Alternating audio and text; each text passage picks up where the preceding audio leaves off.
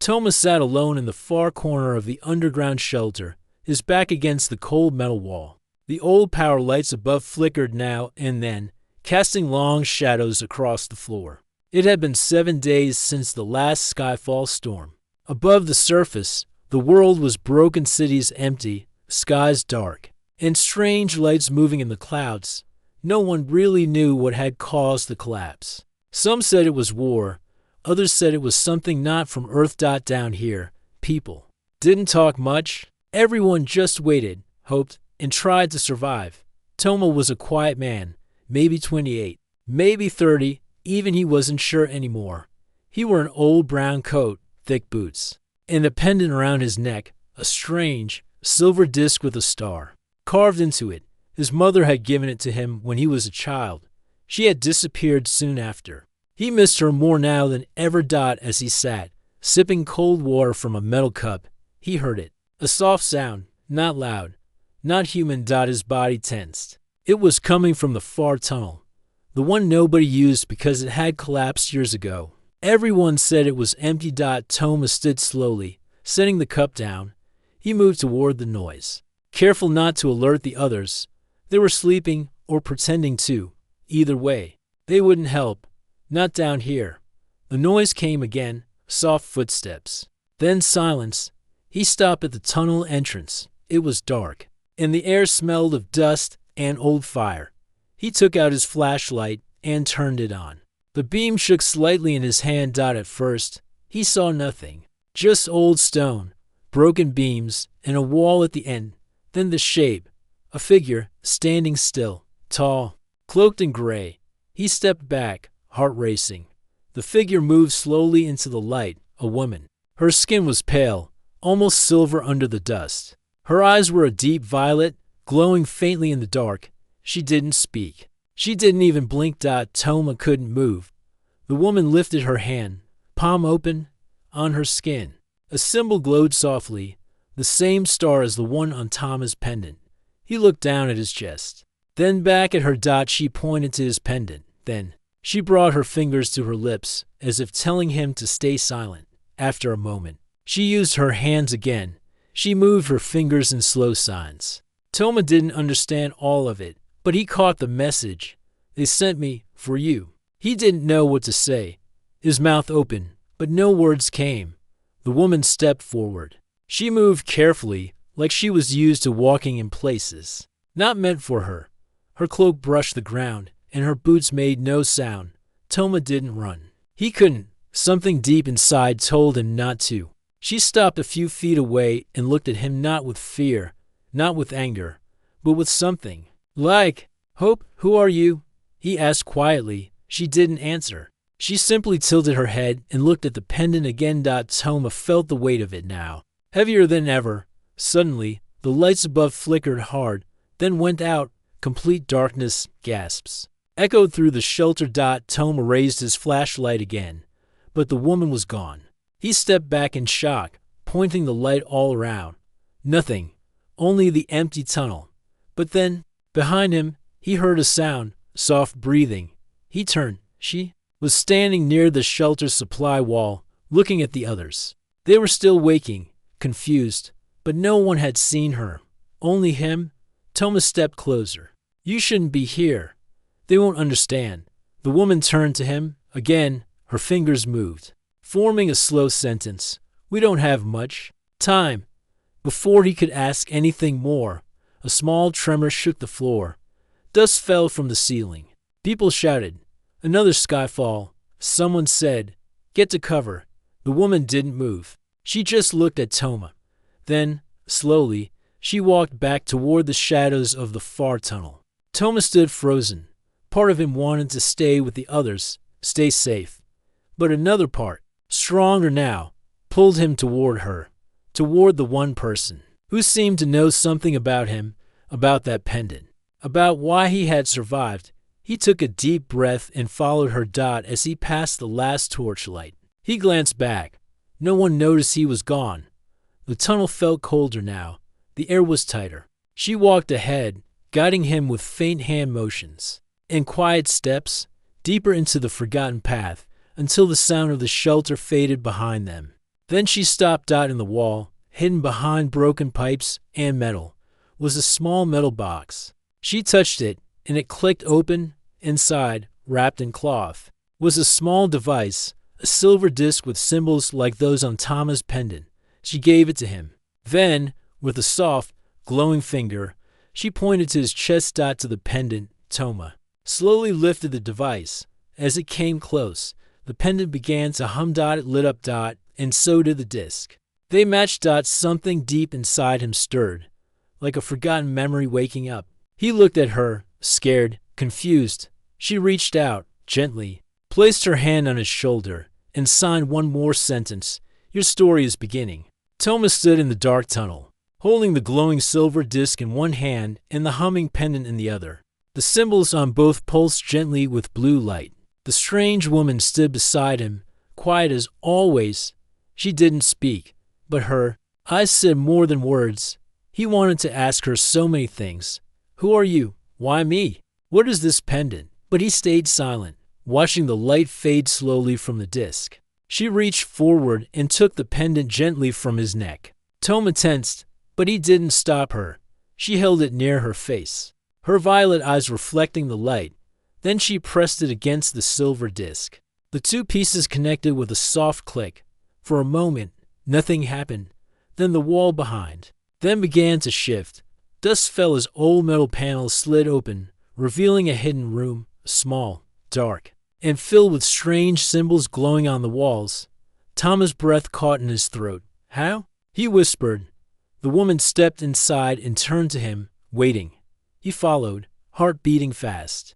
Inside the hidden room, the air felt different, warmer, almost alive. The symbols on the walls changed slowly, like they were reading him. A small screen lit up in front of them, showing a map of stars, with one star blinking bright red. She pointed at it.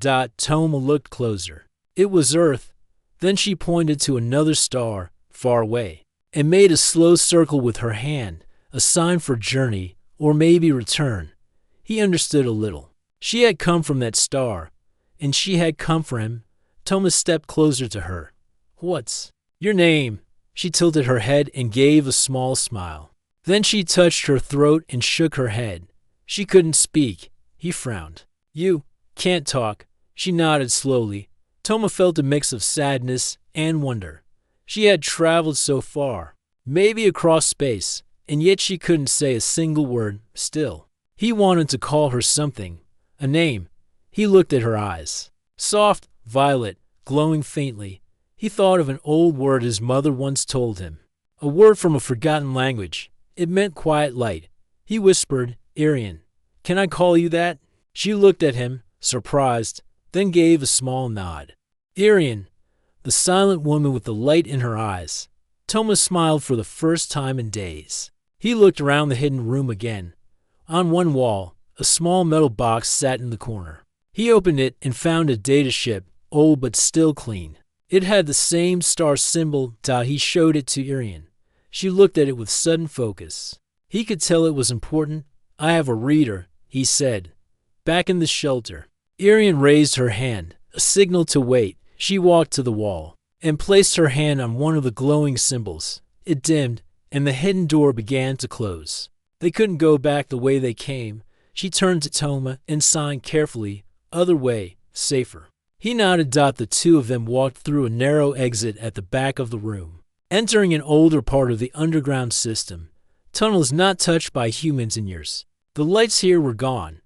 Only Arian's pendant light guided the way. As they walked, Toma tried to talk. My mother gave me this pendant, he said. She said it was special, but she disappeared when I was a boy. I never knew what it meant. Arian listened but said nothing. Still, she looked at him with understanding. They reached a small resting area, probably an old maintenance room. From before the collapse, Toma sat down on a broken bench. Arian sat across from him. He took out the data ship. What do you think is on it? He asked. Arian made a circle motion, like a memory or message. Toma pulled out his small handheld device. It still had some power. He inserted the chip and waited. The screen flickered. Then it showed a short video. A woman's face appeared. Thomas' heart skipped a beat. It was his mother, younger than he remembered. But it was her. If you're seeing this, she said on the screen, then the day has come. The Kari kept their promise. They sent someone for you. She looked down, her eyes wet. My son, Toma, the pendant you wear is more than a gift. It is a key. You were chosen, not for war, not for power, but for something far more important. You carry a code inside you, a path to rebuild, a path to home. The video glitched for a second, then ended. Toma sat still. He didn't know what to say. His hand shook a little. Arian reached over and placed her hand gently on his. Her eyes said what her voice couldn't. You're not alone. He looked at her. The Kari, are they your people? She nodded. Why me? She paused, then signed, because. You remember, he didn't understand, not fully. But somehow, he believed her. They rested in silence for a while. Then Arian stood and pointed down the tunnel. There was more ahead. As they walked, Toma thought about everything he had just seen. His mother was gone, but she had left a message. Arian couldn't speak, but she was saying everything he needed to hear.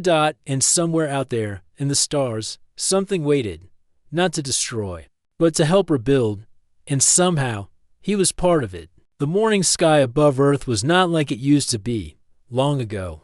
People woke to the sun. Now, they woke to silence, to clouds filled with strange lights, and to the ever-present fear of another skyfall storm. Toma looked up from behind a broken wall. For the first time in many weeks, he was outside the shelter. Arian stood beside him, her cloak wrapped tightly around her, violet eyes calm and focused.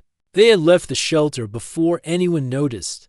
The hidden tunnel Arian found led them up, through an old maintenance shaft and out into the ruins of the old city. Buildings leaned like tired giants.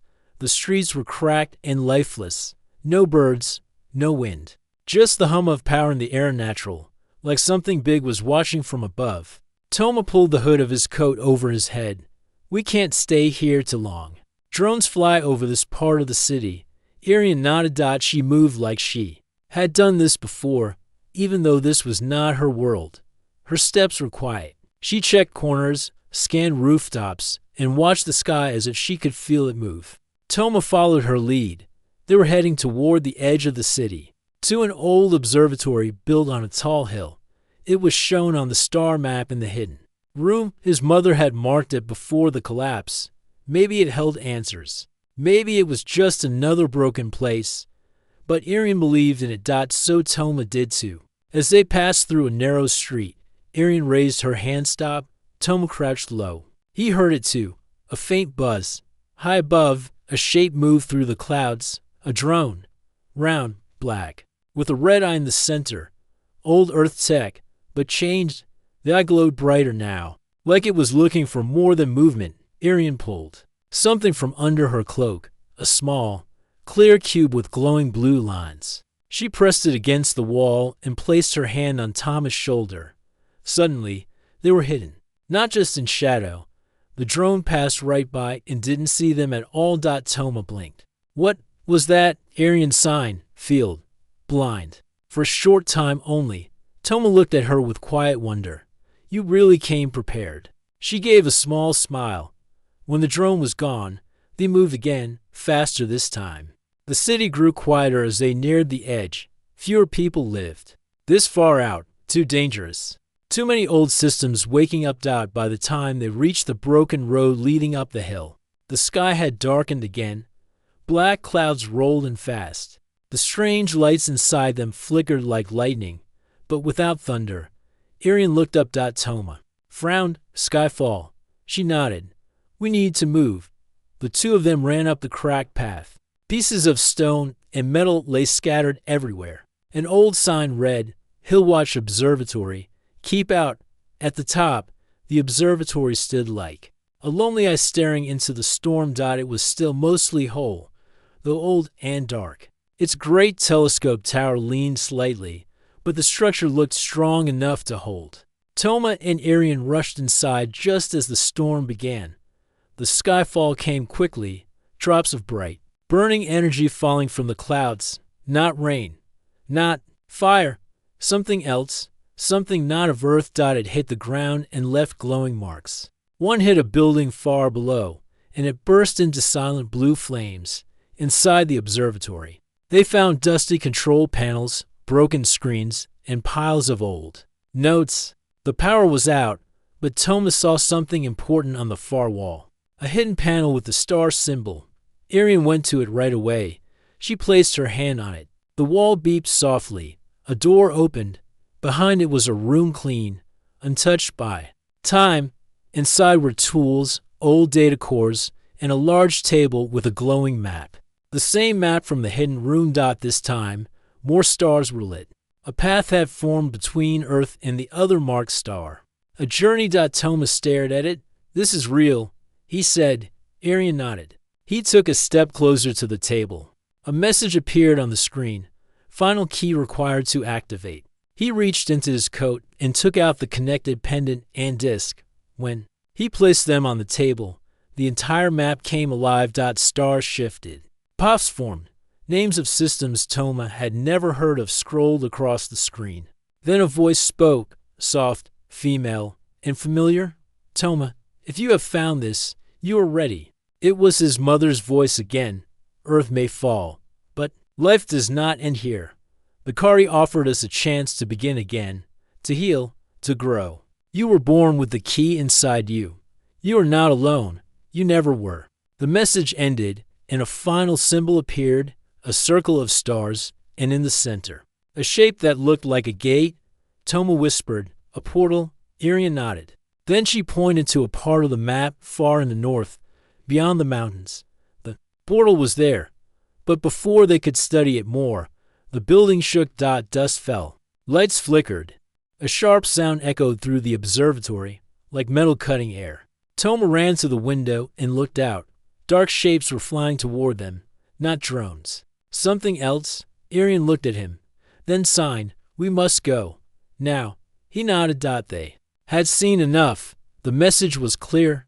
There was something waiting, a way out, a way forward. But others had noticed the activation, and not all eyes in the sky were friendly. As they left the observatory through a hidden back path, the storm above roared louder.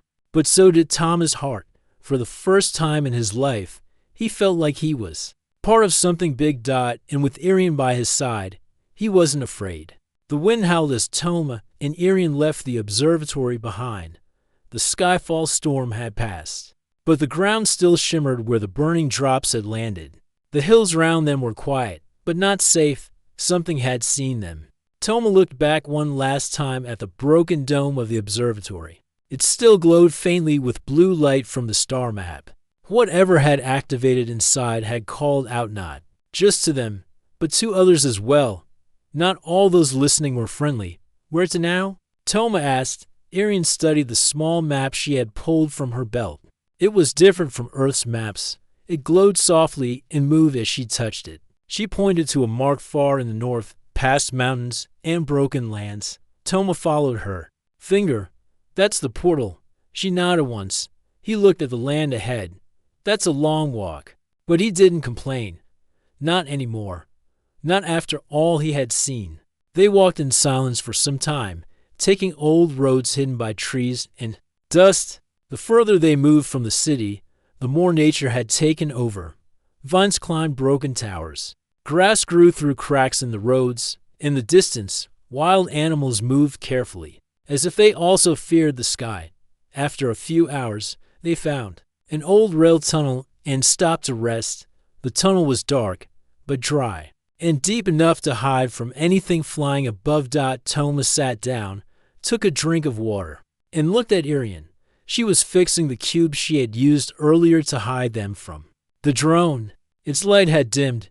He saw her hands moving gently, pressing tiny lines together. How does it work? He asked. She paused, looked at him, then pointed to her chest, then to her head, and finally to the cube. He smiled. So it listens to your thoughts. She nodded. He leaned back against the tunnel wall. You're not like us. She looked at him, calm, waiting. I mean, he said, you're not just from another world. You're from another kind of life. Arian tilted her head, curious. My people, We fight too much. He said quietly, even after the collapse, we still fight. For food, for shelter, for power. But you're not here to take. You came to guide. Irian gave a small smile and sign. We once fought. Too long ago. But we learned. Toma stared at the words forming from her fingers. Maybe we can learn too. She looked away, toward the tunnel's end. Then she signed again. Not all want to learn. Just then, a sound echoed from deep inside. The tunnel. Footsteps. Not just one. Several. Toma stood up fast, grabbing the small device from the table in the observatory, the one holding his mother's message. Irian turned off her map and stepped beside him, silent and alert. The steps grew louder. Then came the voices. Rough, low, human. I saw the light from the dome. They were inside. Two of them. That woman wasn't human. Thomas. Heart raced. He knew that voice. It belonged to Bryn, a man from the shelter. A man who didn't trust anyone, especially not anything alien. Irian backed into the shadows. She tapped her cube, trying to power it up again. Nothing. Toma whispered, "It's too weak?" She nodded. More footsteps. Then flashlights cut through the tunnel. There, I saw movement. Toma stepped forward before they could see Irian. Bryn. Wait, it's just me. Bryn stepped out of the shadows, holding a long metal weapon built from old parts. Two others were with him, younger, but just as angry. You? Bryn said, confused. We thought you were dead. I'm fine. Where is she? Bryn asked, stepping closer. That thing you were with, I saw her at the shelter. She's not one of us. Toma didn't answer. Bryn raised his weapon. She's not human, Toma. You know what that means. Toma stood firm. She saved me. She saved us. She's controlling you, Bryn growled. Maybe she's the reason the drones keep coming back. Maybe she called them. No, Toma said. She came to help. Bryn looked at him, eyes full of fear more than hate. You really believe that? Toma took out the connected pendant and disc. This belonged to my mother. She knew about the Kari, about Irian. She left a message. Bryn's grip on the weapon tightened. Irian stepped forward from the shadows. Bryn raised the weapon fast. Toma moved quicker. He stood between them, arms wide. Stop. He shouted. If you hurt her, you'll destroy the last hope we have. Bryn hesitated. The silence in the tunnel grew heavy. Irian slowly raised her hands. She made no move to fight. She just signed. We don't harm. We guide. One of the younger men beside Bryn whispered. What is she saying? She's not the enemy, Toma said. She's the reason we have a chance. There's a portal, a path. We were chosen to find it. Bryn looked torn. Then he lowered the weapon just slightly. You'll come back to the shelter, he said. Talk to the others, if what you say is true. Irian shook her head. She stepped beside Toma and signed. No time. We are watched. They follow. The tunnel trembled. A soft, distant hum echoed through the ground. Bryn stepped back. What is that? Toma turned to Irian. More drones. She signed. Worse. Not drones. Not human. Bryn's eyes widened. The lights above flickered. Dust fell from the ceiling. Toma looked at Bryn. Come with us, or go back. But we're leaving. Now. Bryn looked at his men. One of them nodded. He sighed. You lead the way. Together. The five of them ran toward the far end of the tunnel. Toma and Irian in front. Bryn and the others close behind. Above them, the sound of something large moved. Through the sky. The watchers had arrived, and they were not here to talk. The sound above grew louder, a deep rumble shaking the ground beneath their feet. Toma's heart pounded in his chest as he ran through the dark tunnel with Irian and the three men from the shelter behind him. The watchers were close. We can't keep running forever, Bryn panted, glancing back nervously.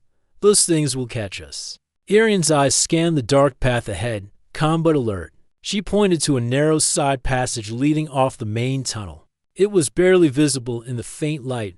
Toma nodded. This way. They slipped into the side passage. The walls here were rough, carved from stone long ago. The air felt cooler. For a moment, the noise above seemed to fade, but the silence was false. Suddenly, A loud crash echoed behind them. The watchers were breaking through. Toma's breath caught. Faster. They ran through the twisting passage until they reached a metal door. It was old and rusty, but still locked tight. Arian pulled the pendant from her neck and pressed it against the door. The glowing blue light spread over the lock, and with a soft click, the door opened. Inside was a small chamber filled with strange machines and cables. The faint hum of power came from a device in the corner. Arian moved to it and touched them. Controls. The device blinked awake, and the room filled with a soft blue light. Toma looked at the others. What is this place? Bryn shook his head.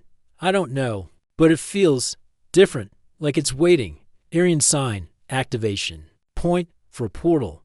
Toma's eyes widened. The portal. Arian nodded. We are close. Outside, the sound of heavy footsteps and metallic clanging grew louder. We don't have much time. Toma said.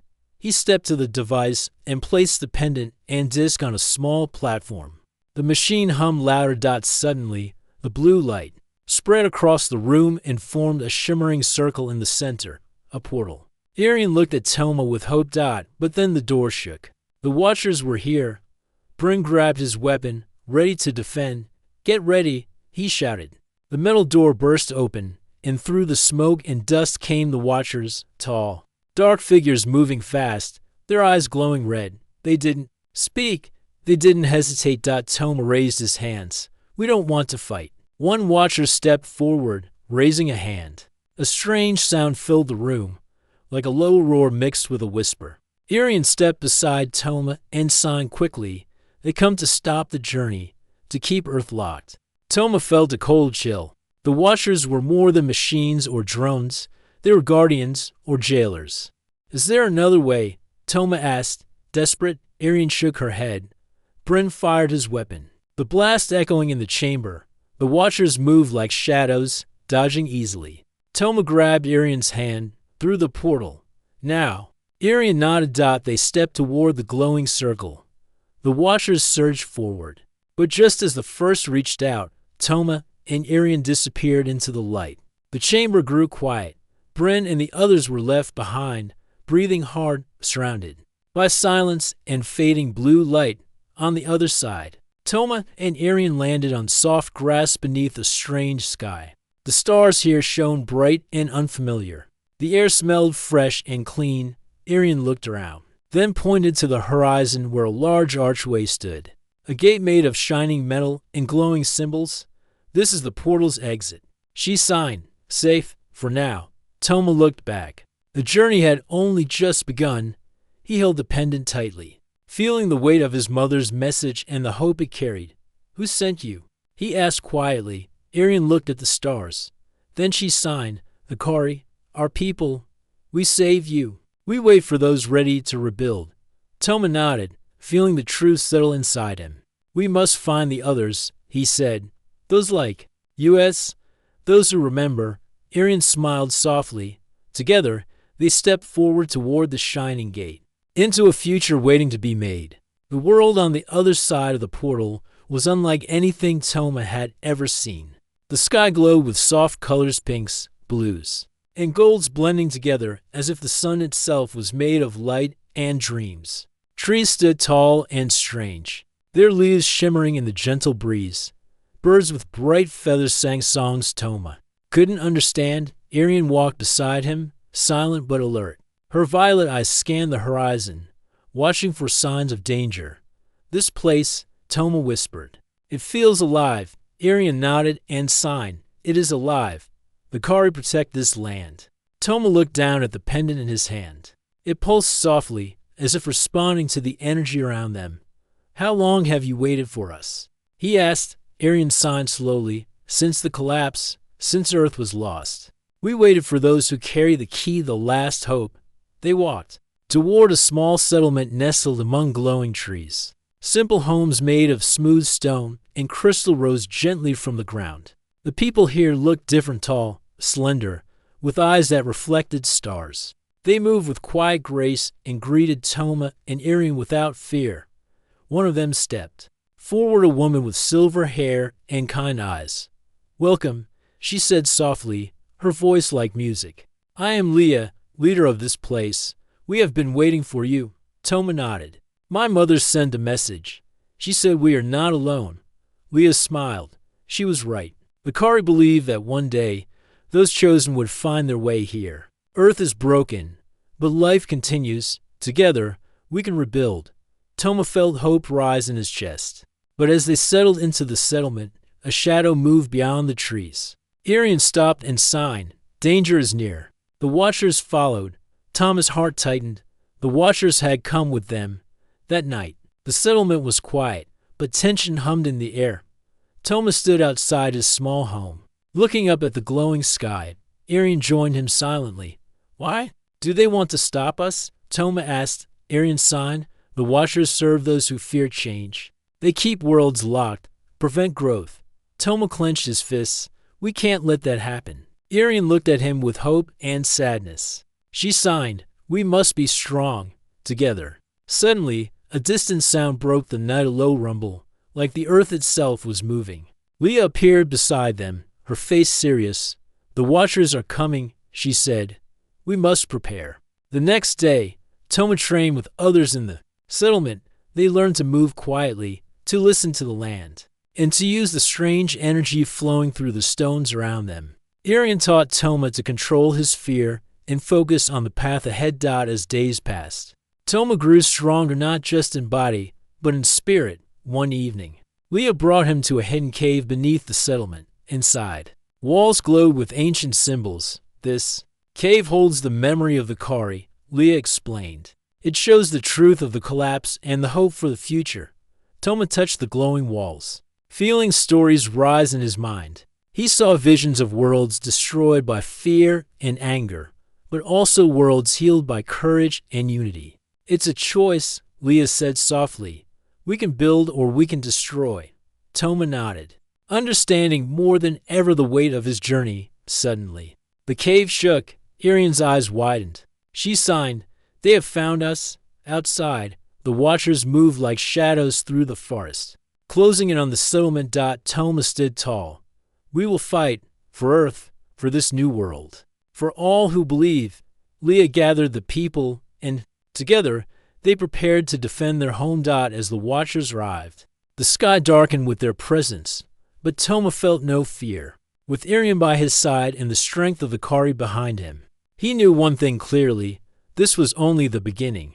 The sky above the settlement turned dark as the Watchers arrived. Their ships floated quietly in the air, like silent giants from the trees below. Shadow-like soldiers stepped forward, red lights glowing from their eyes.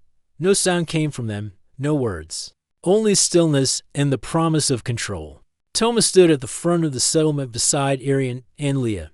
Behind them, the people of the new world waited, afraid, but not running. They had trained, listened, learned. Irian's hand gently touched Toma's arm. She signed. They do not want to destroy. They want to stop growth. Fear brings them. Toma nodded. But we're not afraid anymore. A Watcher stepped out from the others. Its tall form stood firm, and a low voice echoed in their minds, not through sound, but through feeling. Return the key. Close the gate. Earth must remain silent. Toma held the glowing pendant. Why? He said out loud. Why must Earth stay silent? The voice returned. Because it brings danger. Because it remembers. Toma took a step forward. Then maybe remembering is what we need. Maybe Earth should not forget. Maybe we must face the past to build a future. The Watcher said nothing. Leah moved beside Toma. This is not your world to keep frozen. Earth has a right to heal. Its people are ready. Toma turned to the others behind him. We are not many, but we carry the memory of those who came before. We've seen what happens when we stop growing. He raised the pendant, and the disc on his chest glowed with light. The same blue light from the old observatory on Earth now pulsed here, brighter than ever. The Watchers stepped back, uncertain. Then Irian lifted her hand and opened her palm. A soft beam of light rose from her cube. Images formed in the air of Earth before the collapse, of cities filled with peace, of people helping one another, of stars and journeys and hope. The Watchers stood still, watching. Irian signed. This is what your fear tries to hide, but it still lives. inside them. She pointed to Toma, to Bryn, who had arrived through a second portal with others from Earth. To all those who had chosen to follow, Toma spoke again. We are not here to take. We are here to learn, to grow, and to return stronger. The Watchers. Red eyes dimmed. For a moment, the air was quiet. Then the tall figure lowered its head slowly. You carry the memory. You carry the truth. Then you may choose. And just like that, the Watchers turned. One by one, their forms faded into the trees and sky, their ships vanishing into the mist above. The danger had passed. For now, Toma let out a long breath. It's over. Irian shook her head slightly and sighed. Not over. It begins now. That evening, the stars above the new world seemed brighter. The people of Earth who had come through the portals sat with the Kari beside fires. And soft music, stories were shared, food passed around, and laughter gentle and cautious returned. Bryn sat beside Toma. I was wrong, he said. I was scared. Toma nodded. Me too. But we came anyway. Bryn looked at the sky. So what now? Toma smiled. We rebuild. On Earth and here. We send back those ready to help. We open the path. Not close it. Later, Leah brought Toma and Irian to the top of a hill where the central portal stone stood. It shimmered gently, waiting. This portal now belongs to you, she said. You are its keeper. Toma placed the pendant into the stone, and the symbols lit up. Irian signed. Now you may guide others. As I guided you, Toma looked at her. Will you stay? Irian smiled and signed. I go where needed, but I will return. Always. They stood in silence, feeling the night air and the light of many worlds touching the ground around them. Weeks passed. A new path was made from the new world back to Earth. A place once silent and broken slowly began to heal. People returned with hope, knowledge, and unity. Small settlements grew again on Earth, built with help from the Kari. The skies were watched not with fear, but with wonder. And in the heart of it all, Toma stood no longer just a boy from a shelter, no longer alone. He had become the bridge between two worlds, a messenger of memory, a builder of what could come next. Years later, children played beneath the sky, both on Earth and in the new world. They learned stories of the woman who came silently, who spoke without words but carried deep meaning. The alien woman who was not a stranger but a guide. They learned the name of the boy she came for, and how he chose light instead of fear. The world remembered again, not just the pain, but the hope, because when the silent woman said, "They sent me for you," she meant it, and he listened. The end.